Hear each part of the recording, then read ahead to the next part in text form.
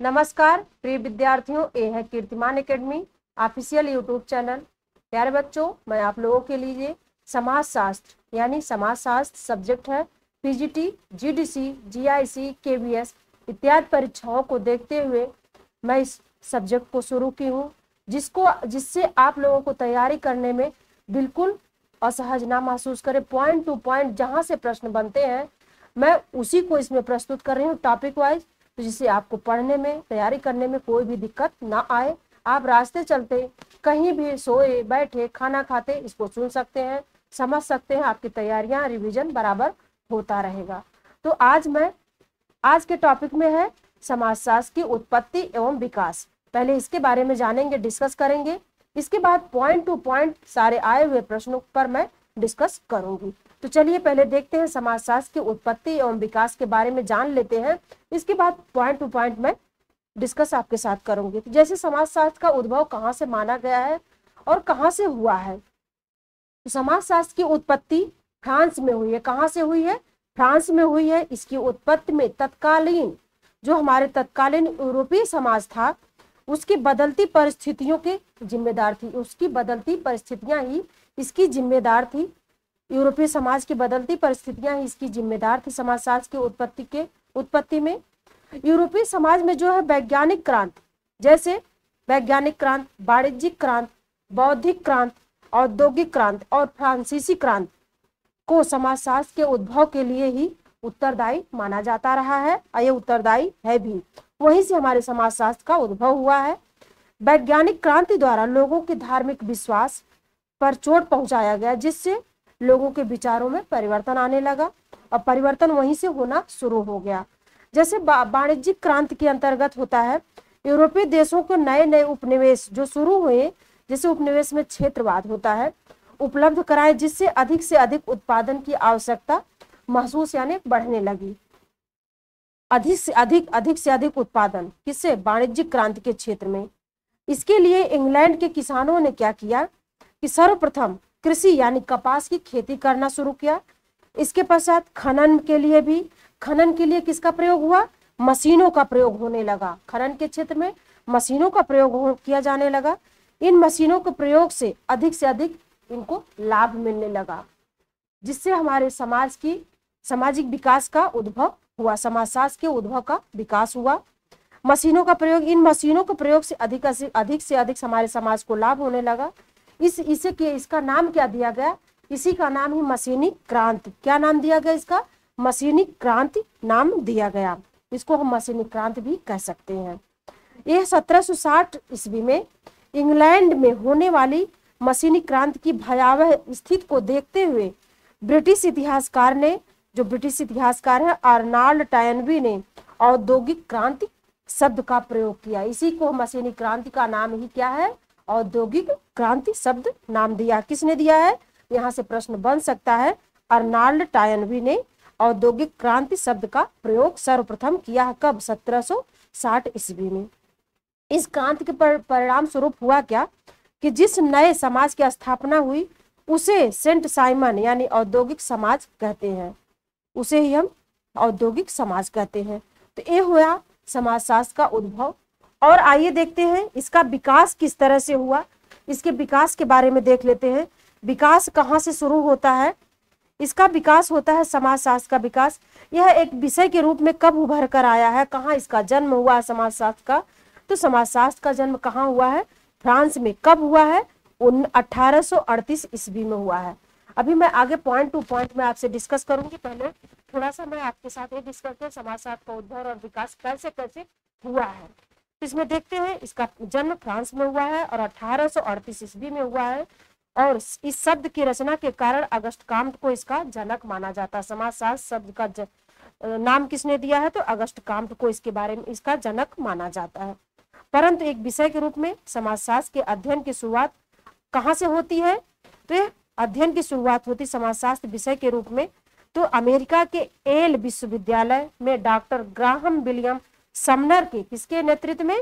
Doctor Graham William Sumner के नेतृत्व में, क्योंकि यहाँ से प्रश्न बनते हैं इसलिए इसको ध्यान से सुनिएगा। इनके नेतृत्व में 1876 में शुरुआत हुई है। तो ये हुआ समाजशास्त्र का विकास, यहीं से शुरुआत होता है। आइए मैं इंपॉर्टेंट तथ्यों के साथ पॉइंट टू पॉइंट जहां से प्रश्न बनते हैं, अब तक पूछे गए हैं, आए हुए सारे प्रश्नों की श्रृंखला को मैं एक जगह करके मैं आपको दे रही हूँ, जिसको आपको पढ़ने में समझने में आसानी होगी। आप थोड़ी भी समय में सारे टॉपिक रिवाइज कर सकेंगे। तो चलिए बिना देर के हुए शुरू करते हुए समाजशास्त्र की उत्पत्ति और विकास को देखते हैं। तो आइए, समाजशास्त्र की उत्पत्ति कब और कैसे होती है। समाजशास्त्र विषय की उत्पत्ति कब हुई है, तो 1838 ईस्वी में हुई है, इसको ध्यान रखिएगा।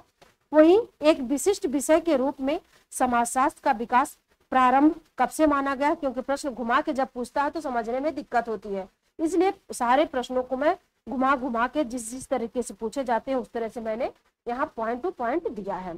तो एक विशिष्ट विषय के रूप में समाजशास्त्र का विकास प्रारंभ हुआ कब से, सन 1838 ईस्वी में। उत्तर प्रदेश में सर्वप्रथम समाजशास्त्र का अध्यापन एवं शोध में प्रारंभ कब से हुआ है उत्तर प्रदेश में, तो ये हुआ लखनऊ विश्वविद्यालय में। सबसे पहले समाजशास्त्र का अध्यापन कहाँ शुरू हुआ एवं शोध का प्रारंभ लखनऊ विश्वविद्यालय से इसका शुरुआत हुआ है। आगे है, भारत में समाजशास्त्र विषय का अध्ययन सबसे पहले कहाँ आरंभ किया गया, अपने उत्तर प्रदेश में लखनऊ विश्वविद्यालय में, लेकिन पूरे भारत में सबसे पहले कहाँ आरंभ हुआ अध्ययन, तो बॉम्बे विश्वविद्यालय में आरंभ हुआ है। आइए आगे देखते हैं। 1919 ईस्वी में बंबई विश्वविद्यालय में समाजशास्त्र का अध्यापन प्रारंभ किया गया। किसके द्वारा प्रारंभ किया गया है, तो पैट्रिक गिडिस द्वारा प्रारंभ किया गया समाजशास्त्र का अध्यापन कार्य मुंबई विश्वविद्यालय में 1919 ईस्वी में। भारत में समाजशास्त्र का औपचारिक शिक्षण प्रारंभ कब हुआ है, तो भारत में समाजशास्त्र का औपचारिक शिक्षण प्रारंभ हुआ 1919, जो कि मुंबई विश्वविद्यालय में प्रारंभ किया गया है। आगे है, वर्तमान समय में समाजशास्त्र के वैज्ञानिक अध्ययन की परिपक्वता एवं उसकी लोकप्रियता में सर्वाधिक योगदान किसका है। सर्वाधिक परिपक्वता एवं उसकी लोकप्रियता में सर्वाधिक योगदान है किसका है, अमेरिका का सर्वाधिक योगदान है। आइए आगे देखते हैं। वैज्ञानिक विषय के रूप में समाजशास्त्र का विकास कब से और किस रूप में हुआ, तो यह हुआ है समाजशास्त्र का विकास फ्रांसीसी और औद्योगिक क्रांति काल के दौरान हुआ। अभी मैं पीछे सारे पूरे टॉपिक पर डिस्कस की हूँ, यह सारे प्रश्न अभी वहीं से हमको मिले हैं, आपको मैंने बोल के रिवाइज कराया है। अब मैं पॉइंट टू पॉइंट इस सारे प्रश्नों को हल कर रही हूँ।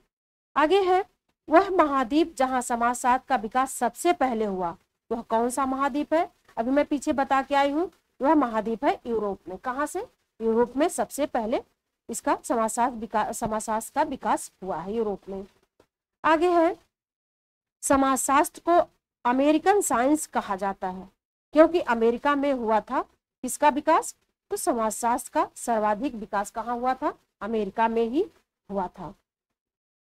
आगे है, 1876 में अमेरिका के येल विश्वविद्यालय में समाजशास्त्र का अध्ययन आरंभ किया गया। किसके द्वारा, किसके निर्देशन में किया गया आरंभ, तो यह जान लेते हैं क्योंकि मैं पीछे भी बताई हूँ।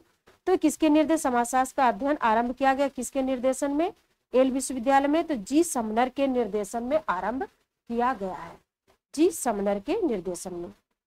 आगे है, समाजशास्त्र के प्रादुर्भाव के लिए जिम्मेदार कौन है।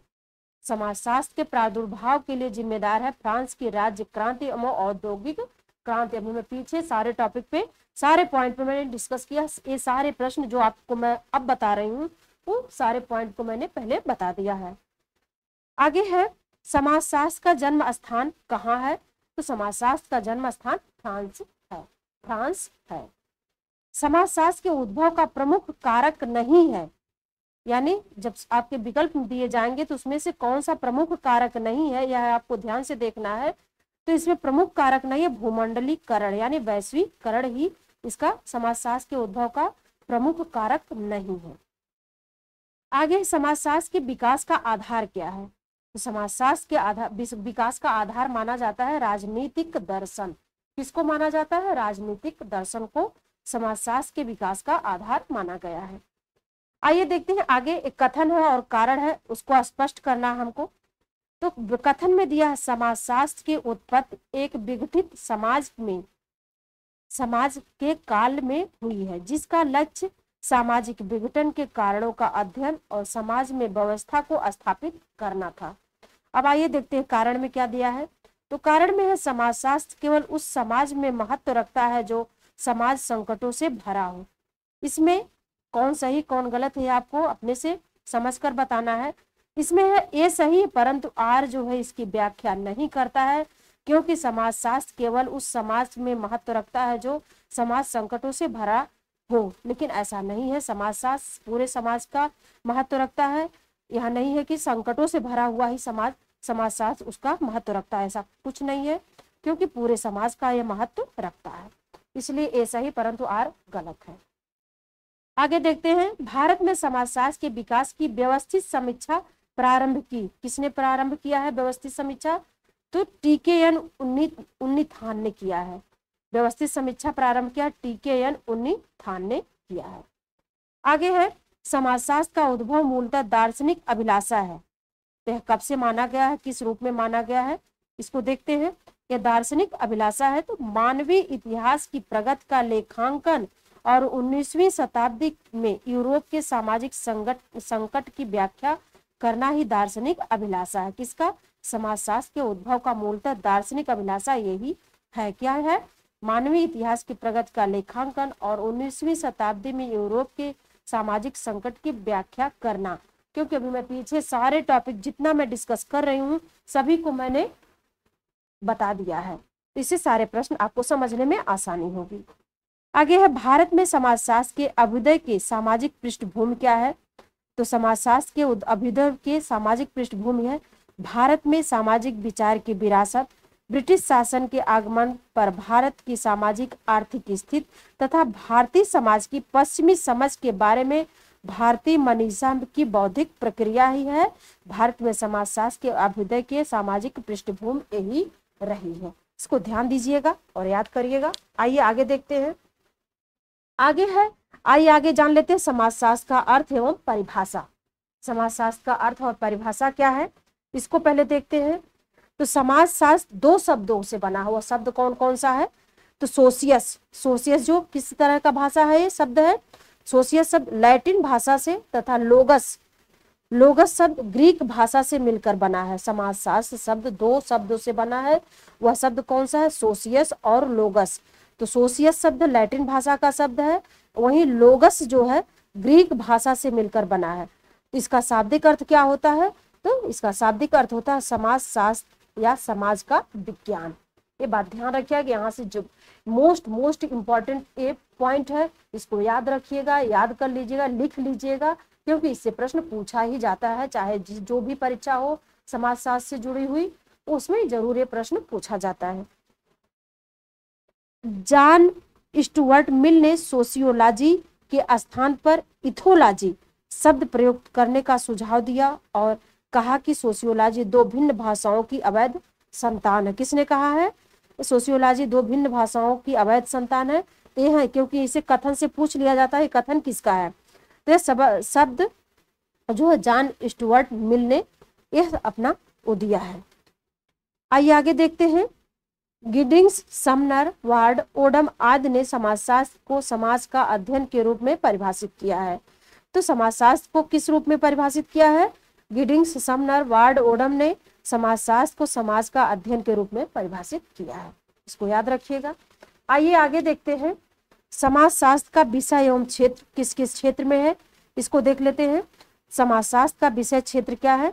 तो समाजशास्त्र के विषय क्षेत्र के संबंध में विद्वानों ने अपने अपने अनेक मत दिए हैं, जिसमें विद्वानों के मतों में मुख्यतः सभी विद्वानों का मुख्यतः दो मत है कि दो भागों में बांटा गया। समाजशास्त्र का क्षेत्र जो है दो भागों में बांटा गया है। कितने भागों में? दो भागों में बांटा जाता है। वह भाग कौन कौन सा है? स्वरूपात्मक यानी यथारूपेण संप्रदाय, दूसरा है समन्वयात्मक अथवा विशिष्टात्मक संप्रदाय। यही दो भाग है समाजशास्त्र का विषय एवं क्षेत्र। तो आइए देखते हैं स्वरूपात्मक संप्रदाय में क्या कैसे समाजशास्त्र की उत्पत्ति और विकास माना गया है, उसको देख लेते हैं। जैसे स्वरूपात्मक संप्रदाय में, स्वरूपात्मक संप्रदाय के प्रवर्तक कौन है? तो जॉर्ज सिमेल हैं। इसमें वीरकांत, मैक्स वेबर, टानिज, वानविज, स्मॉल, रिचार्ड, बोगल, रासपार्क एवं वर्गेस आदि प्रमुख विद्वान इस संप्रदाय के समर्थक है। किस संप्रदाय के? स्वरूपात्मक संप्रदाय के। अभी पूछ देगा स्वरूपात्मक संप्रदाय के समर्थक कौन कौन से हैं, इसमें से किसी का भी नाम दे सकता है, जिसको आपको सही टिक करना होगा। तो जब सारे नामों को आप पढ़े, रिवाइज किए रहेंगे तो आपको प्रश्न का उत्तर देने में आसानी रहेगी। बार बार रिवाइज इसको करते रहेंगे तो आसान हो जाएगा आपका पेपर। इसी तरह हैरे-लेम्बोस के अनुसार जब कोई अध्ययन क्या है और कैसा है के आधार पर किया जाता है और अपनी इस प्रक्रिया में केवल विशिष्ट बाह्य पक्षों का अध्ययन करता है तो वह क्या होता है? वह स्वरूपात्मक संप्रदाय कहलाता है। क्योंकि यह कथन पूछ लेता है किस तरह का कथन है, किसके द्वारा यह कथन दिया गया है, इसको याद रखना होता है। तो हैरे-लेम्बोस के अनुसार यह कथन है कि स्वरूपात्मक संप्रदाय कहलाता है। आगे है, जॉर्ज सिमेल ने समाजशास्त्र को सामाजिक संबंधों के स्वरूपों का अध्ययन माना है। किसने माना है? समाजशास्त्र को सामाजिक संबंधों के स्वरूपों का अध्ययन किसने माना है? यह जॉर्ज सिमेल ने माना है। आगे है, मैक्स वेबर ने समाजशास्त्र को सामाजिक क्रियाओं का अध्ययन माना है। यानी मैक्स वेबर ने क्या माना है? समाजशास्त्र को सामाजिक क्रियाओं का अध्ययन माना है मैक्स वेबर ने। आगे है, वान विज के अनुसार समाजशास्त्र मानवीय संबंधों के स्वरूपों का अध्ययन माना है। किसने माना है? समाजशास्त्र मानवीय संबंधों के स्वरूपों का अध्ययन किसने माना है? तो यह है आपके वान विज। कौन है? वान विज ने इसको माना है। आगे है, वान विज के ने सामाजिक संबंधों के 650 स्वरूपों का उल्लेख किया है। क्योंकि इसमें प्रश्न बन सकता है कि 650 स्वरूपों का उल्लेख किस समाजशास्त्री ने किया है? तो यह वान विज है। कौन है? वान विज ने माना है। आगे है, वीरकांत का विचार है कि समाजशास्त्र को एक विशिष्ट विज्ञान के रूप में, कैसे है? वीरकांत का विचार है कि समाजशास्त्र को एक विशिष्ट विज्ञान के रूप में मानवीय संबंधों के स्वरूपों का अध्ययन करना चाहिए। यह किसका कथन है? वीरकांत का विचार अपना खुद का है कि समाजशास्त्र को एक विशिष्ट विज्ञान के रूप में मानवीय संबंधों के स्वरूपों का अध्ययन करना चाहिए। अब आइए देखते हैं समन्वयात्मक संप्रदाय। अभी मैंने दो भागों में बांटा ना समाजशास्त्र का विषय क्षेत्र, जिसमें स्वरूपात्मक संप्रदाय हो गया, दूसरा है समन्वयात्मक संप्रदाय। इसमें है समन्वयात्मक संप्रदाय क्या है? समन्वयात्मक संप्रदाय के प्रमुख समर्थकों में कौन कौन है? सोरोकिन है, दुर्खीम है, हाबहाउस है, गिन्सबर्ग है, वार्ड है तथा मोतवानी प्रमुख समाजशास्त्री हैं। क्योंकि इनसे प्रश्न बनते हैं और पूछे भी जाते हैं। इसलिए इसको ध्यान रखिएगा, ध्यान से पढ़िएगा, समझिएगा। क्योंकि संप्रदाय में पूछा है तो कौन कौन है इसको ध्यान से नोट करिएगा। आइए देखते हैं समन्वयात्मक संप्रदाय की आलोचना किसने किसने किया है, इनके बारे में देख लेते हैं। तो समन्वयात्मक संप्रदाय की आलोचना, यदि समाजशास्त्र एक सामान्य विज्ञान होगा तो इसका अपना कोई स्वतंत्र क्षेत्र नहीं होगा। सामान्य विज्ञान होगा तो इसका अपना कोई स्वतंत्र क्षेत्र नहीं होगा। यह आलोचना लोगों ने किया है। यदि समाजशास्त्र विभिन्न सामाजिक विज्ञानों का योग मात्र होगा तो इसकी अपनी कोई निश्चित पद्धति विकसित नहीं हो पाएगी। यह समाजशास्त्रियों के का मानना, इसलिए इन्होंने आलोचना किया है इस रूप में। इसमें यदि समाजशास्त्र में सामूहिक प्रतिनिधानों का अध्ययन किया जाने लगा तो यह किसी तथ्य या घटना का पूर्णतः अध्ययन नहीं कर सकेगा। इसी तरह वीरस्ट्रीट के विचार के अनुसार वीरस्ट्रीट ने समाजशास्त्र की कुछ सामान्य विशेषताओं का उल्लेख किया है जो इसे अन्य विज्ञानों से भिन्न बनाती है। तो किस रूप में भिन्न बनाती है? वीरस्ट्रीट के अनुसार यह है आपका समाजशास्त्र एक सामाजिक विज्ञान है। समाजशास्त्र एक अमूर्त विज्ञान है, क्योंकि यहाँ से प्रश्न बनते हैं, आपको पूछ देगा समाजशास्त्र एक अमूर्त विज्ञान है, किसका कथन है? यह वीरस्ट्रीट का कथन है। इस तथ्यों को पूरा ध्यान से याद करिएगा, क्योंकि यहाँ से प्रश्न जरूर किसी भी तथ्य को उठा के आपको प्रश्न बना के पूछ देगा। इसी तरह समाजशास्त्र एक सामान्य विज्ञान है। समाजशास्त्र सामान्यीकरण करने वाला विज्ञान है। समाजशास्त्र एक विशुद्ध विज्ञान है। इसको ध्यान से, क्योंकि 5-6 तथ्य हैं ऐसे हैं जिससे प्रश्न बनते ही बनते हैं। समाजशास्त्र वास्तविकता का अध्ययन करने वाला एक विज्ञान भी है। समाजशास्त्र में जहाँ सामान्य सामाजिक संबंधों का महत्व है वहाँ साथ ही विशिष्ट प्रकार के सामाजिक संबंधों का भी है। अतः समाज के विषय में के क्षेत्र के अंतर्गत सामान्य एवं विशिष्ट दोनों का अध्ययन किया जाता है। इसलिए सामाजिक अभियांत्रिकी शब्दों का सर्वप्रथम प्रयोग किसने किया है? इंकल्स ने किया है। सामाजिक अभियांत्रिकी शब्द का प्रयोग सर्वप्रथम किसने किया है? तो वहां है आपके इंकल्स। इंकल्स ने सामाजिक अभियांत्रिकी शब्द का सर्वप्रथम प्रयोग किया है। तो यह हो गया है आपका समाजशास्त्र का उद्भव तथा विकास से संबंधित महत्वपूर्ण तथ्य, जिनसे प्रश्न बार बार पूछे गए हैं। एक भी प्रश्न आपका बाहर नहीं होगा, इसको आप बार बार रिवाइज करेंगे तो एक भी प्रश्न गलत नहीं होगा और समझने में देर नहीं होगी। जितनी बार आप रिवाइज करेंगे इस मेरे क्लास को, उतना ही आपको प्रश्न का आंसर देने में आसानी होगा। इसलिए बार बार इसको देखते रहिए, पढ़ते रहिए, स्वस्थ रहिए। फिर मिलती हूँ मैं अगले वीडियो में, अगली क्लास में, जिसमें एक नए टॉपिक के साथ मिलूंगी। तब तक आप लोग पढ़ते रहिए, स्वस्थ रहिए। तब तक के लिए नमस्कार।